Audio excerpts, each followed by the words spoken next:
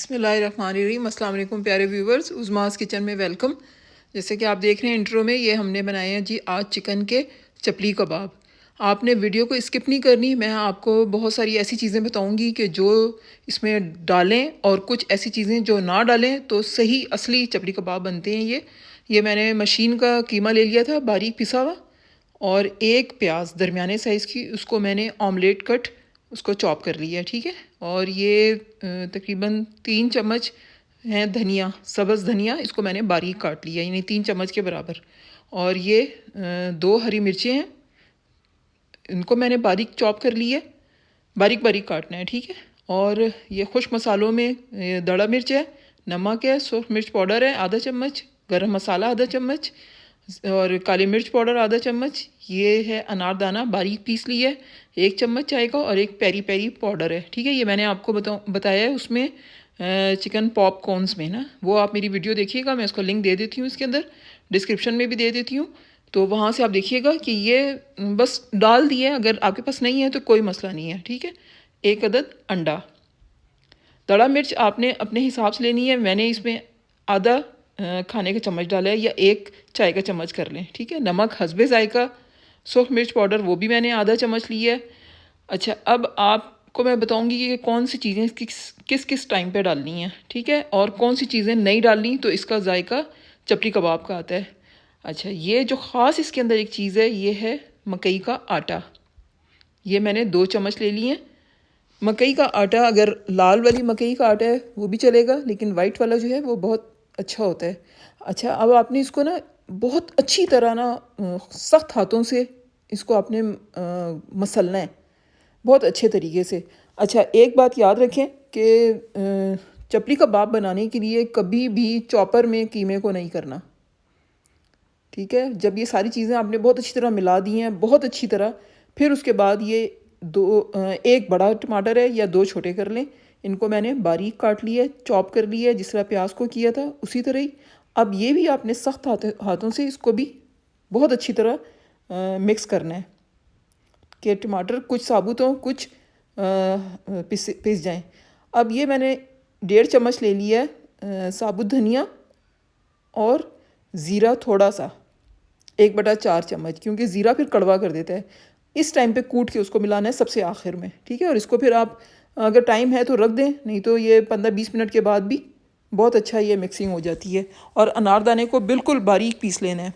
अब आप ये बताएं कि मैंने कौन सी चीज़ इसमें नहीं डाली है, ज़रा सोचें। मैं आपको एंड में बताऊँगी कि मैंने इसके अंदर क्या चीज़ नहीं डाली थी, तो इसका जायका चपली कबाब वाला आएगा। और आप इसको ग्राइंडर में बिल्कुल नहीं पीसिएगा, चॉपर में बिल्कुल नहीं पीसना कीमे को। इससे क्या होता है कि ये बर्गर पैटीज़ नहीं होती, उस टाइप की बन जाती हैं। चपली कबाब हमेशा कीमे के ज़रा से कीमा उसमें पता चलना चाहिए कि कीमा नज़र आ रहा हो, वो फटे फटे बनने चाहिए, नहीं तो फिर क्या होता है बिल्कुल पैटी की तरह बन जाती है, बिल्कुल स्मूथ सरफेस हो जाती है। अब आपने अपने हिसाब से इनको लेके एक जैसा कोफ्तों की शक्ल बनाती है ना हम, गोल उस तरह करके, और फिर हथेली पे इसको फैला लेना है। देखें, ये बिल्कुल चपली कबाब की शक्ल आई है इसकी। और अगर चाहें तो बारीक सा एक टमाटर काट के बारीक बारीक स्लाइस काट लें, और वो ऊपर इस टाइम पे लगा दें, जब अभी ऊपर वाली साइड जो है वो आपने जब डाला है ना, नीचे हिस्सा इसका तले पे है, ऊपर वाले हिस्से पे आपने एक स्लाइस लगा देना है टमाटर का। और इसको शैलो फ्राई करते हैं हम, डीप फ्राई नहीं करना, और बिल्कुल थोड़े तेल में इसको फ्राई नहीं करना, शैलो फ्राई कि थोड़ी सी जो इसकी है सतह नीचे वाली वो तेल में भीगी हुई हो। इसी तरह सारी टिक्कियाँ बना के आपने इसमें ऑयल में डालते जाना है। और ऑयल की जो आंच है वो बहुत हल्की नहीं है और बहुत तेज़ नहीं है, मीडियम आंच पे जितने भी ये गर्म हो रहा था अच्छी तरह। देखें, आपको नज़र आ रहा है कितना तेज़ ये गर्म हो रहा है। और हाथ बचा के अपने मुझे अंदाज़ा है कि मुझे कहाँ से छींटे लगेंगी, इसलिए मैं वहाँ से बचा के उसके अंदर रख रही हूँ। बड़ा बर्तन है, उसमें इकट्ठे सारे रख दें। इतना बड़ा पैन है तो इसमें 2-3 आप इकट्ठे भी रख सकते हैं। इस तरह हथेली की मदद से और उंगलियों की मदद से आप इसको फैलाते रहें और फिर पैन के अंदर डाल दें। देखिए, आपको ये साइडें जो हैं ये बिल्कुल आपको चपली कबाब वाली नज़र आ रही हैं ना। नहीं तो क्या होता है कि मैंने बहुत सारे लोगों को देखी है कि ये बिल्कुल स्मूथ सी हो जाती हैं, गोल गोल सी, और वो बिल्कुल जैसे बर्गर पैटी हम लेते हैं या बनाते हैं उस तरह बन जाती हैं। चपली कबाब की शक्ल अपनी उसी तरह ही होनी चाहिए कि किनारे इसके कटे कटे क्रिंकल क्रिंकल से नज़र आने चाहिए। अब इसको हम दबा दबा के ताकि नीचे वाली जितनी इसकी है सारी वो पक जाए तय। इसको तकरीबन 4 से 5 मिनट, क्योंकि चिकन के हैं तो इतना टाइम काफ़ी है। फिर इसको आपने बहुत एहतियात से पलट देना है, 2 चम्मच या जिस तरह भी आपके पास है कोई इस तरह की चीज़ उससे पलटने के लिए आराम से। वैसे टमाटर चिपक तो गया इसके साथ, लेकिन फिर भी बहुत एहतियात से आपने इसको पलट देना है। ये टूटेंगे बिल्कुल नहीं, क्योंकि बाइंडिंग इसके अंदर हमने एक एजेंट डाला हुआ है, अंडा। अच्छा जी, आपने कमेंट सेक्शन में बताना है कि मैंने क्या चीज़ इसके अंदर नहीं डाली है जिससे इसका जायका बहुत अच्छा बने। चले मैं आपको बता देती हूँ, इसके अंदर मैंने लहसुन नहीं डाला, ना अदरक डाली है।